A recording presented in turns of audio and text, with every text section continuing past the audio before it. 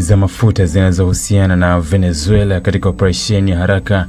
Meli ya kwanza Marinera yenye bendera ya Urusi ilikamatwa katika bahari ya Atlantic kaskazini baada ya kufuatiliwa kwa wiki kadhaa. Meli ya pili Sofia ilikamatwa katika maji ya kimataifa karibu na Caribbean.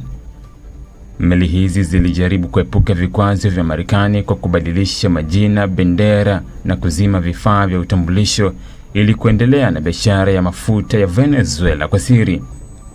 Operesheni hii ilitekelezwa kwa kushirikiana na walinzi wa pwani wa Marekani, jeshi na idara nyingine za usalama chini ya warrant ya mahakama ya shirikisho. Sababu ya kukamatwa ni kushiriki katika usafirishaji wa mafuta unaovuka vikwazo vya Marekani, huku Marinera ikihusishwa na kampuni zinazohusiana na Venezuela. Marekani inasema operesheni hii ni halali kisheria na inalenga kudhibiti meli zinazojaribu kuepuka vikwazo vya kimataifa. Urusi imekosoa vikali hatua hiyo, ikidai kuwa uvamizi wa meli yenye bendera yake ni ukiukwaji wa sheria za kimataifa.